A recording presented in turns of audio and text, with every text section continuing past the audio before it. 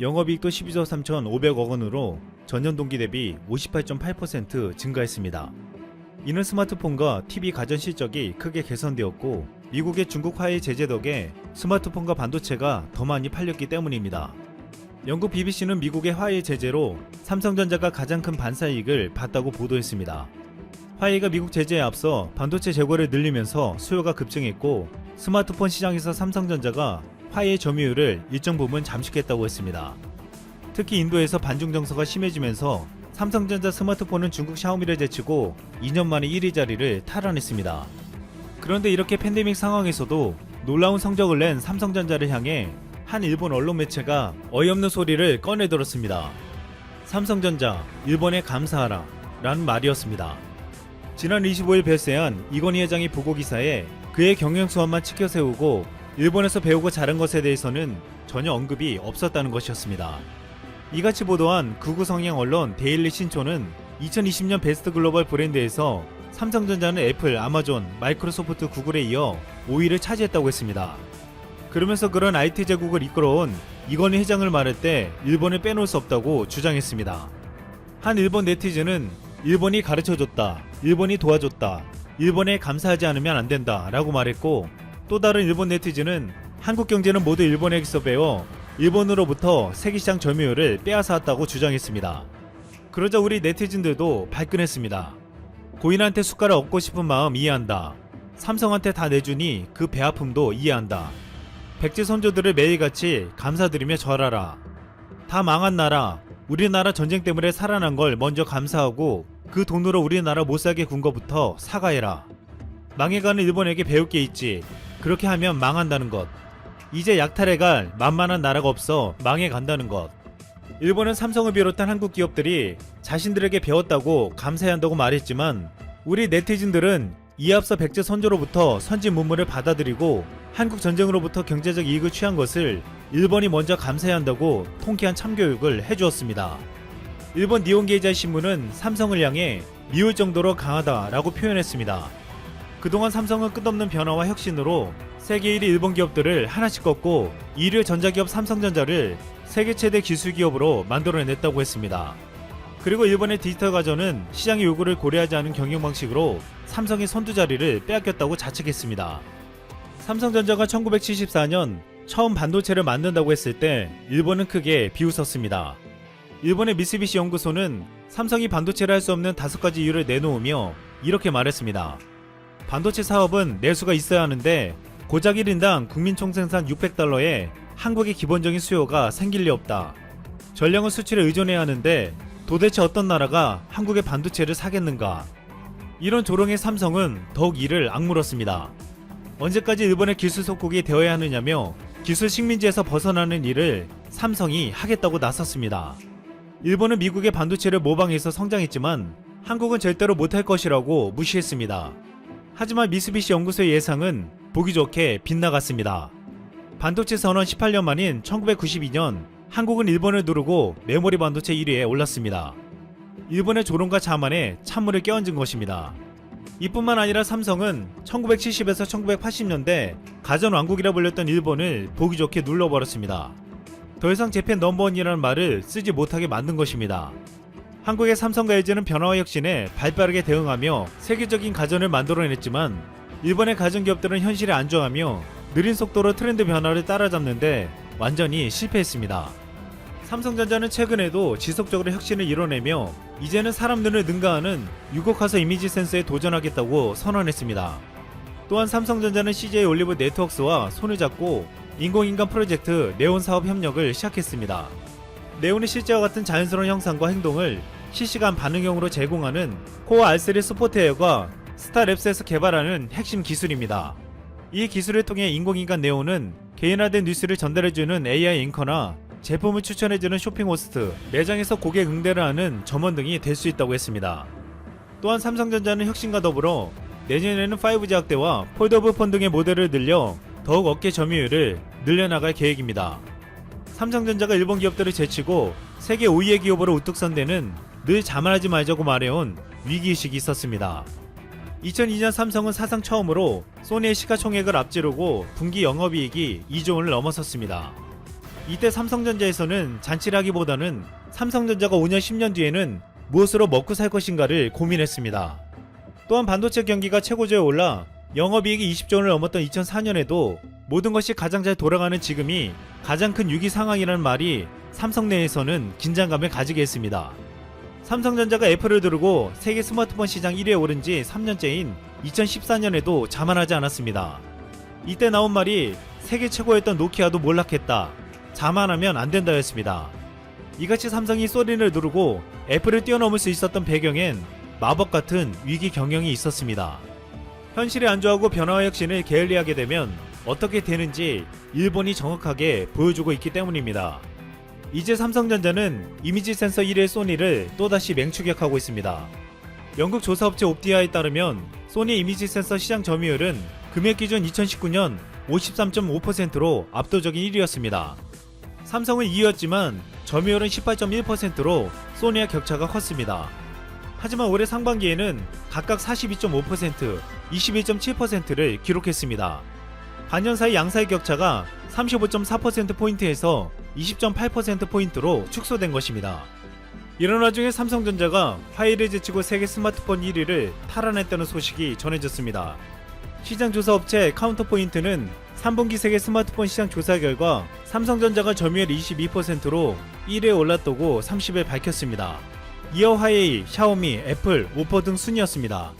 또한 삼성 엔지니어링은 지난 28일 멕시코에서 4조 5천억 원의 수주를 따냈습니다. 이는 단일 프로젝트로는 창사 이래 최대 규모였습니다. 이 프로젝트는 멕시코 동부 타바스코주 도스모카스 지역에서 하루 34만 배럴의 원유 생산 설비를 건설하는 사업이었습니다. 원유 생산국임에도 정제시설 부족으로 석유를 수입하고 있는 멕시코 내에서의 국가적인 이목이 집중된 사업이었습니다. 지금 이같이 삼성전자를 비롯한 한국의 기업들은 위기 속에서 전 세계 기회들을 놓치지 않고 잡고 있습니다. 소니는 미국의 화웨이 제재로 인해 가장 큰 고객을 잃을 가능성에 미래가 불투명해졌는데 최근 야심차게 플레이스테이션 5를 1억대 이상 팔겠다는 계획을 발표했습니다. 한때 일본 최대 가전기업이었던 소니가 가전과 스마트폰에 이어 이미지 센서까지 위협받고 이제는 게임기만 팔 수밖에 없는 처지가 될 수도 있다는 말이 나오고 있습니다. 전문가들은 이 같은 결과가 항상 미래를 준비했던 삼성과 현실에 안주했던 소니와의 차이라고 했습니다. 한 국내 네티즌은 일본에게 이렇게 말했습니다. 앞으로 한국에게 감사해라 라고 말하지 말고 한국을 배우자 라고 말해라. 통상 이해하는 것은 스포츠에서 팀 전력을 보강하기 위해 우수 선수를 발굴하고 교섭해 계약하도록 하는 용어입니다. 그러나 일본에서의 스카우트는 유흥업소에 여자들을 소개하는 것입니다. 그동안도 100여 개의 스카우트 회사들이 일본 여성들을 스카우트해서 유흥업소에 취업시키고 있었다는 것은 잘 알려져 있습니다. 이런 구체적인 실태가 지난 6월 신주쿠 가부키초에서 있었던 대형 폭력 사건으로 드러났다고 합니다. 놀라운 스카우트 실태와 조직들 간의 알력, 그리고 일본 여성들이 스카우트를 당하는 실상이 폭로된 것입니다. 4일자 데일리 신초는 지난달 말에 야쿠자 조직 간부 5명과 스카우트 그룹 3명의 남자들이 행위 등 처벌법 위반 혐의로 체포되었다 라고 소개하면서 유흥가의 스카우트 실체를 상세히 폭로하는 기사를 올렸습니다. 이미 이 사건은 일본의 유명 주간지들 주간문춘과 프레지던트 온라인판 등도 계속 다루고 있었습니다. 이번에 체포된 남자들은 지난 6월 4일에 가부키초에서 발생한 집단 사건 때문입니다.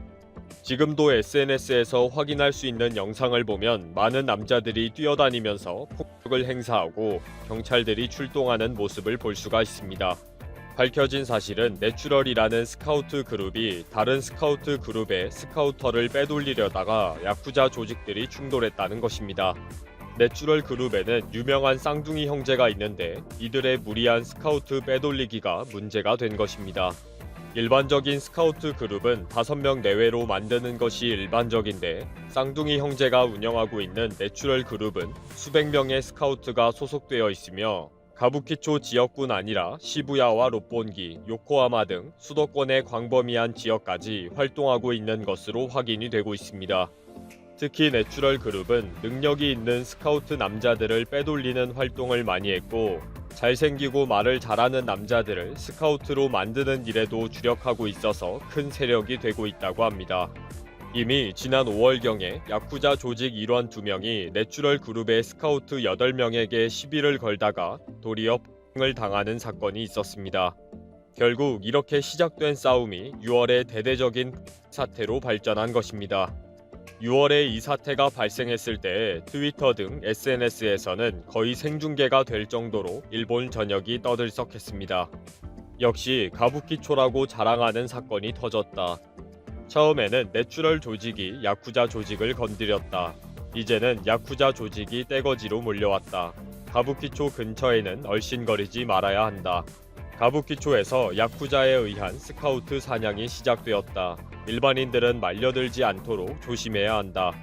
가부키초의 일부 지역을 관리하고 있는 야쿠자 조직은 쌍둥이 형제 그룹의 스카우트들이 가부키초에 접근하지 못하도록 해라 라는 통보를 했고, 쌍둥이 조직은 구찌나 발렌시아가 의상을 입지 말고 스카우트 티를 내지 말아라 라고 대응한 상황이었습니다.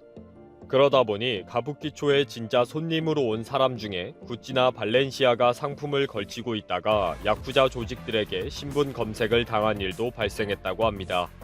가부키초를 걸어다니는 여성에게 말을 거는 사람이 모두가 스카우트라고 단정을 할 수가 없다는 것입니다.